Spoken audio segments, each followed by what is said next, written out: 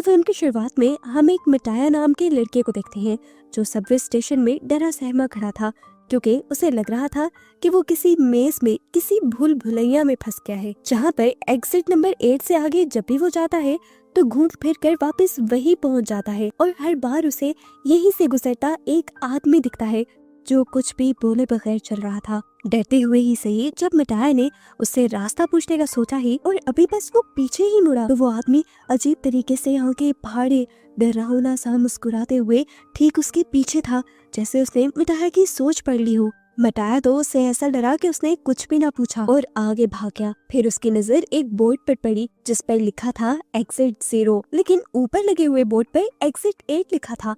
उसे ये बात अजीब लगी। एक बार, 2 बार, यहाँ तक कि 100 बार उसने यहाँ से निकलने का रास्ता ढूंढा। हर रास्ता ऐसे बंद था जैसे दरवाजे शो पीस हो। बार बार वो इसी भूल भुलैया में घूमता रहा। उसने इमरजेंसी कॉल करने की भी कोशिश की पर एग्जिट के सभी इंटरकॉम काम नहीं कर रहे थे और उसके अपने फोन में भी किसी किस्म के सिग्नल नहीं थे।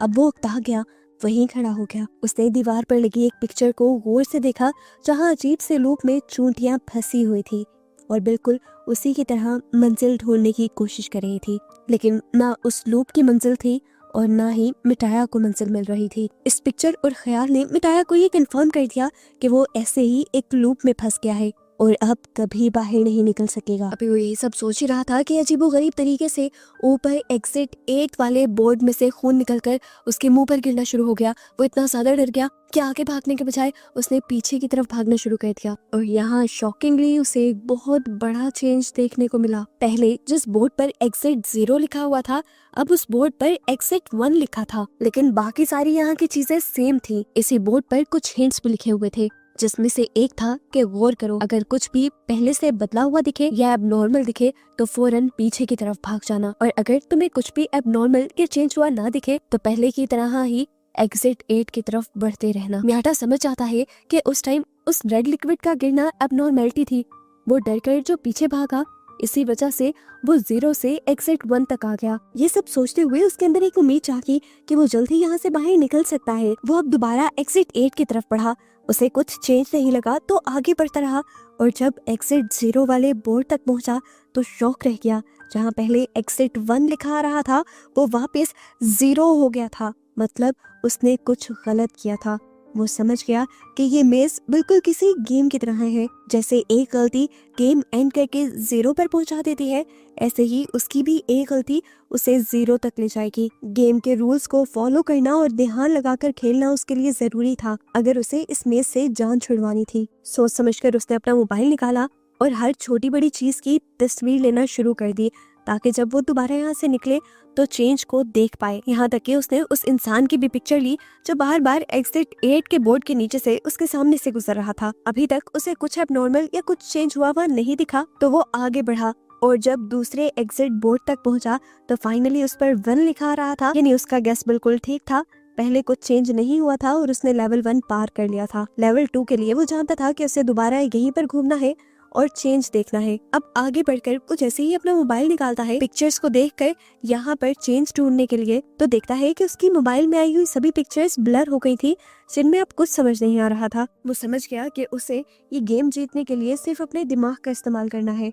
अभी वो यही सब सोच ही रहा था कि उसने देखा कि वो आदमी जो हमेशा एग्जिट 8 के नीचे वाले बोर्ड के नीचे से गुजरता था वो वहीं पर रुका हुआ था। उसे फौरन समझ आ गया यही चेंज है, इसलिए वो फौरन पीछे के रास्ते पे भागा। लेकिन डराने वाली बात ये थी कि वो आदमी उसका पीछा करने लगा था, कुछ इस तरह से कि वो चलता भी नहीं था, लेकिन जब जब मिटाया पीछे की तरफ देखता था तो वो आदमी ठीक उसके पीछे हुआ करता था। डरकर मिटाया गिर भी गया। जब वो उठा तो उसने देखा कि वो एग्जिट 0 वाले बोर्ड तक पहुंच गया है जहां पर अब फाइनली 2 लिखा हुआ आ रहा था और उसके पीछे वो आदमी भी नहीं रहा था, जिसका मतलब उसने एक और लेवल पार कर लिया था। 2 लेवल्स को पार करने के बाद मियाटा का कॉन्फिडेंस और भी ज्यादा बढ़ जाता है।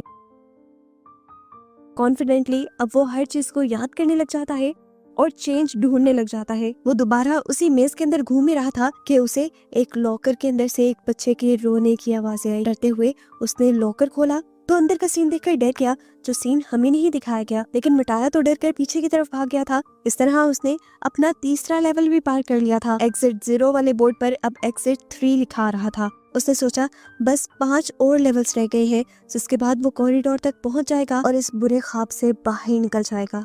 दोबारा वो एग्जिट गेट की तरफ गया और दोबारा हर चीज को अच्छे से गौर से देखने लगा। इस मर्तबा उसे ऐसा महसूस हो रहा था कि जब वो इस कॉरिडोर से गुजर रहा है तो कोई उसे देख रहा है। उसने पिक्चर्स पर गौर किया तो पिक्चर्स में मौजूद लोग आंखें घुमा घुमा कर उसे देख रहे थे। उसने इस चीज को एक्सपीरियंस किया और जल्दी से दोबारा पीछे की तरफ भागा और फाइनली एग्जिट बोर्ड 0 एग्जिट 4 के बोर्ड में चेंज हो गया, जिसका मतलब था कि उसने 4 लेवल पार कर लिए हैं। वो बहुत ज्यादा खुश था। उसने आधी गेम जीत ली थी। वो खुश होने के साथ साथ पैनिक ज्यादा हो रहा था, क्योंकि वो जानता था कि अगर उसने छोटी सी भी गलती कर दी तो वो वापस 0 पर चला जाएगा। दोबारा उसने एग्जिट 8 की तरफ चक्कर लगाना शुरू किया। अभी वो कॉरिडोर से गुजर ही रहा था कि उसका फोन बजा। उसने देखा कि उसकी गर्लफ्रेंड की कॉल आ रही थी। मिटाया को उसकी कॉल से बहुत अजीब फील होता है, क्योंकि कुछ दिन पहले ही तो उन दोनों ने एक दूसरे को छोड़ने का फैसला किया था। मिटाया ने कॉल उठाई तो मिटाया को पता चला कि वो डैड बनने वाला था। उस लड़की ने सारा फैसला मिटाया पे छोड़ दिया था। अगर मिटाया इस बच्चे को पैदा करना चाहता था तो वो लड़की मिटाया के पास आने के लिए भी दोबारा तैयार थी। ये बात सुनकर मिटाया का दिल अजीब होने लग जाता है। उसे कुछ दिन पहले का वाकया याद आता है, जब वो एक ट्रेन के अंदर था और एक बच्चा रो रहा था। उस रोते हुए बच्चे और उसकी मोम को एक आदमी ने डांट दिया था। वो उस बच्चे और उसकी मोम के लिए स्टैंड लेना चाहता था और उस आदमी को कुछ कहना चाहता था, लेकिन उसके अंदर इतनी भी हिम्मत नहीं हुई कि वो कुछ कह सके। अब वो अपने बेटे की एक पूरे बच्चे की जिम्मेदारी कैसे ले सकता था? वो कंफ्यूज होकर रह गया था। इसी टाइम पर उसने कॉल भी कट कर दी और कॉल कट होते ही वो एग्जिट बोर्ड जो पहले 4 पे आ गया था वो दोबारा से 0 पे हो गया। दरअसल उसने एक बहुत बड़ी गलती कर दी थी। वो पहले से ही जानता था कि मेज में कोई सिग्नल नहीं आ रहे और यहाँ पर उसकी गर्लफ्रेंड की कॉल आ जाना ही सबसे ज्यादा चेंज था और यही चेंज उसने मिस कर दिया और वो वापस एग्जिट बोर्ड तक नहीं आया। और अब जहाँ वो पहले आधे लेवल पार कर चुका था वो दोबारा 0 पर आ चुका था। उसे पूरी गेम दोबारा खेलनी थी। मियाटा इस चीज से इतना फ्रस्ट्रेटेड हो जाता है कि बैठकर जोर जोर से चिल्लाने लग जाता है। उसे इस मेज को पार तो करना था, लेकिन अब उसके अंदर कोई भी मोटिवेशन नहीं रही थी। मरे हुए कदमों के साथ वो आगे बढ़ता तो रहा, लेकिन उसे अब इस मेज के अंदर कोई डिफरेंट चीज नहीं दिखाई दी। कॉरिडोर का टर्न लेने के बाद उसे यहाँ पर एक बच्चा दिखाई दिया और वो फौरन बैक एग्जिट की तरफ भागा, लेकिन उसने देखा कि एग्जिट बोर्ड पर अभी भी 0 का ही नंबर शो हो रहा था, यानी वो बच्चा कोई भी चेंज नहीं था। पता चला कि वो बच्चा बिल्कुल मियाटा की ही तरह इस मेज में फंसा हुआ था और वो भी वहाँ से निकलने की ही कोशिश कर रहा था। मियाटा को यहाँ पर वो आदमी भी नजर आता है जो हमेशा से सूट बूट पहने उसके सामने से गुजरता है। इस पॉइंट पर मियाटा समझ जाता है कि वो आदमी भी इस मेज का हिस्सा नहीं था, बल्कि बिल्कुल मियाटा और इस बच्चे की ही तरह इस मेज में फंसा हुआ था और वो भी यहाँ से निकलने के ही रास्ते ढूंढ रहा था। हमें दिखाया गया कि सूट बूट पहना वो आदमी और ये बच्चा पहले एक टीम की तरह काम करते थे। उन्हें भी बार बार इस मेज में एक लड़की दिखाई देती थी जो उनकी तरह यहाँ से निकलने की कोशिश नहीं कर रही थी।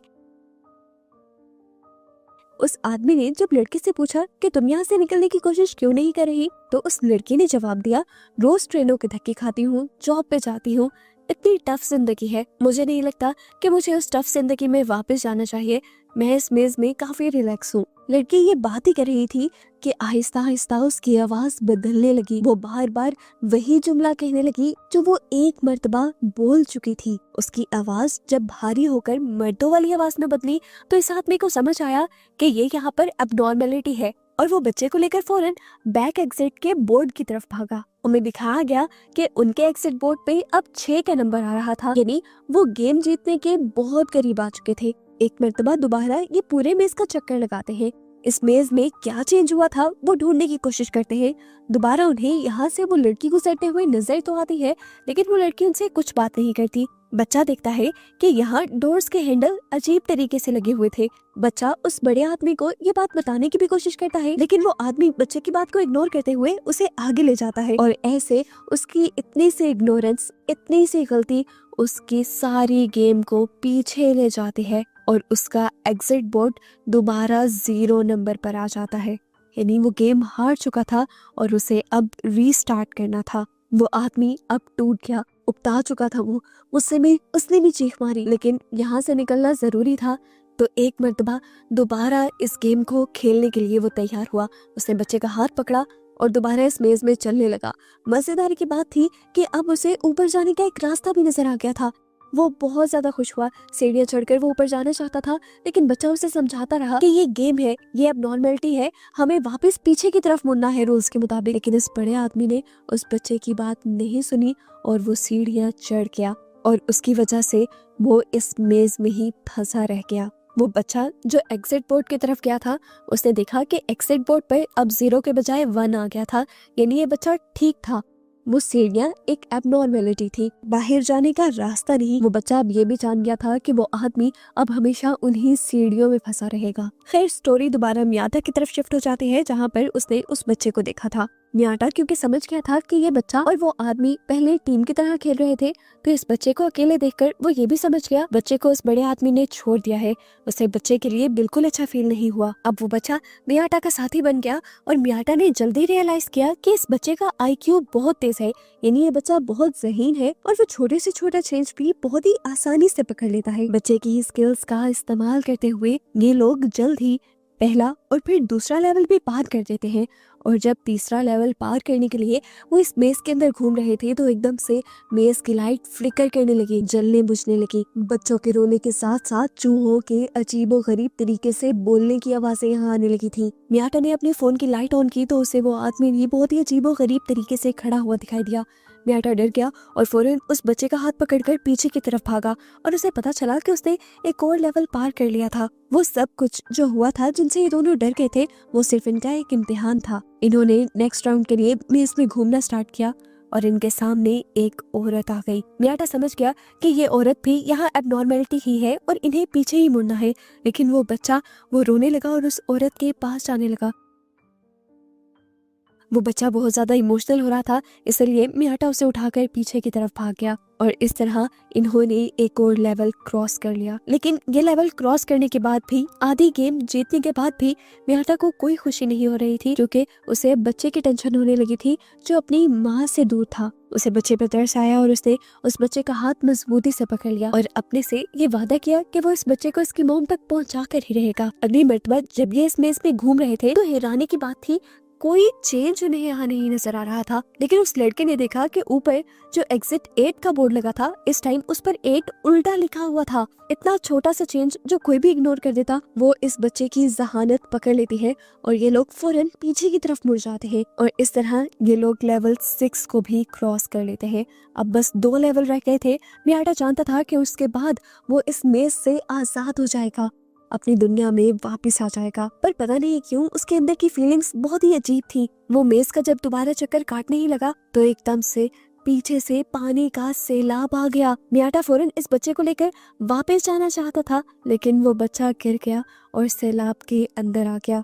मियाटा खुद आगे नहीं बढ़ा, वो उस बच्चे को बचाने के लिए पानी के अंदर चला गया और पानी के अंदर जाते ही मियाटा की तो जैसे दुनिया ही बदल गई। उसे अजीबो गरीब सा वियन आने लगा और उसने अपने आप को बीच के पास देखा, जहां उसने देखा कि उसके साथ उसकी दोस्त थी और ये बच्चा जो इस टाइम उसके साथ मेज में था, वो उसकी फैमिली, उसके बेटे के तौर पर उसे नजर आ रहा था। यहाँ पर वो इस बच्चे के साथ बहुत एंजॉय कर रहा था और इस टाइम पर उसे एहसास हुआ कि बाप होना कोई बर्डन नहीं होता, बल्कि ये एक बहुत ही खूबसूरत एहसास और बहुत ही खूबसूरत रिश्ता है। इससे पहले कि वो कुछ और सोच पाता, उसकी बॉडी में बहुत शदीद दर्द होता है और वो रियलिटी में वापस आ जाता है। मियाटा खुद और वो बच्चा अभी तक पानी में फंसा हुआ था। मियाटा अपनी पूरी ताकत लगाता है, उस बच्चे को उठा लेता है और उस पानी से ऊपर रखने की कोशिश करता है। उसने बच्चे को एग्जिट 8 के बोर्ड के ऊपर लटका दिया था और खुद वो पानी के बहाव के साथ बहता हुआ चला गया। सीन कट हुआ और कुछ देर बाद का सीन दिखाया गया। वो छोटा बच्चा जब जागा तो उसने अपने आप को एक तबाह हुई जगह पर देखा। वो बच्चा वापस पीछे की तरफ मुड़ गया। हैरानी की बात थी, उस बच्चे को अभी भी सारे रास्ते और रूल्स याद थे और जब वो पीछे की तरफ मुड़ा तो अब एग्जिट बोर्ड पर 7 का नंबर नजर आ रहा था, यानी इन लोगों ने एक और लेवल पार कर लिया था। वो बच्चा जानता था कि अब बस आखिरी लेवल रह गया है जिसे उसे पार करना है, लेकिन अब उसके साथ मियाटा नहीं है। दूसरी तरफ हमें दिखाया गया कि मियाटा भी फाइनल लेवल तक यानी लेवल 8 तक पहुंच गया था। वो हैरान हुआ, खुश नहीं। उसे समझ नहीं आई कि क्या ये उसकी जीत है या ट्रैप है। उसे अब आगे की सीढ़ियां साफ नजर आ रही थी और उन सीढ़ियों पर अब लोग भी चल रहे थे। वो कंफ्यूज था कि वो पीछे जाए या आगे चला जाए। कंफ्यूज होते हुए वो आगे बढ़ा और उसने अपने फोन से अपनी फ्रेंड को भी कॉल मिलाई। अब उसके फोन में सिग्नल्स पे आ गए थे, यानी उसे लग रहा था कि वो असल वर्ल्ड में आ चुका है। वो इस मेज से फाइनली आजाद हो गया है। उसकी फ्रेंड जब कॉल उठाती है तो म्याटा कहता है कि मैं इस रिस्पॉन्सिबिलिटी को लेने के लिए तैयार हूँ। म्याटा को रियलाइज हो गया था कि वो एक फादर बनने के लिए तैयार है। म्याटा अब मेट्रो के अंदर चला जाता है, लेकिन ये अजीब बात यह होती है कि म्याटा को इस मेट्रो के अंदर सारी चीजें ऐसी नजर आती हैं जैसे वो पहले इन सारी चीजों को देख चुका हो।